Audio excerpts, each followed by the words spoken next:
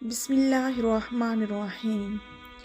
رسول اللہ صلی اللہ علیہ وآلہ وسلم نے فرمایا کہ اے لوگو، تم پر اللہ تعالیٰ نے حج فرض کر دیا ہے، لہٰذا اس کو ادا کرنے کی فکر کرو۔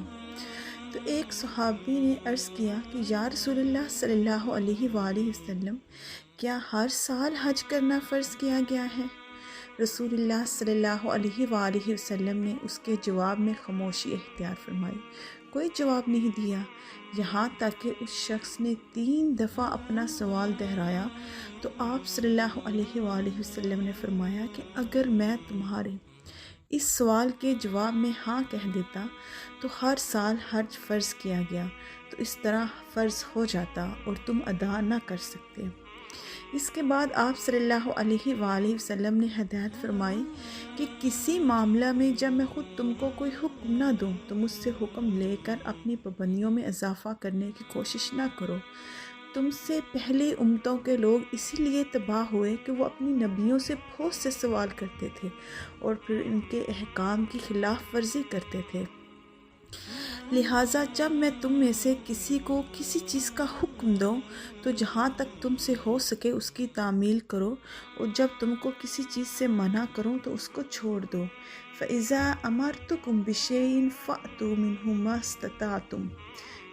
اسْتَطَعْتُمْ وَإِذَا نَهَيْتُكُمْ عَنْ شَيْءٍ فَدَعُوهُ۔ جب میں کسی چیز کو کرنے کا حکم دوں تو جہاں تک تم سے ہو سکے اس کی تعمیل کرو، اور جب تم کو کسی چیز سے منع کروں تو اس کو چھوڑ دو۔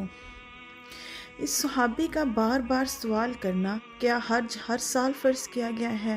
کیا حج ہر سال فرض کیا گیا ہے؟ تو رسول اللہ صلی اللہ علیہ وسلم نے فرمایا کہ اگر میں ہاں کہہ دیتا تو حج ہر سال فرض ہو جاتا، امت سخت مشکل میں پڑ جاتی۔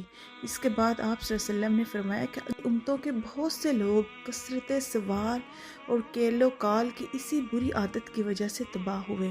انہوں نے اپنے نبیوں سے سوال کر کر کے شرعی پابندیوں میں اضافہ کرایا اور اس کے مطابق عمل نہیں کر سکے۔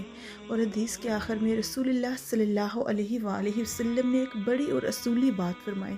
آپ صلی اللہ علیہ وآلہ وسلم نے ارشاد فرمایا، جب میں تم کو کسی چیز کا حکم دوں تو جہاں تک تم سے ہو سکے اس کی تعمیل کرو، اور جس چیز سے منع کروں اس کو ترک کر دو۔ مطلب یہ ہے کہ میری لائی ہوئی شریعت کا مزاج سختی اور تنگی نہیں ہے، بلکہ سہولت اور وسعت کا ہے۔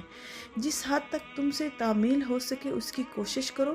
بشری کمزوریوں کی وجہ سے جو کمی کسر رہ جائے گی، اللہ تعالیٰ کے رحم و کرم سے اس کی معافی کی امید ہے۔ صدق اللہ العظیم۔ ویڈیو اچھی لگی ہو تو لائک، شیئر اور سبسکرائب کیجیے۔ فی امان اللہ۔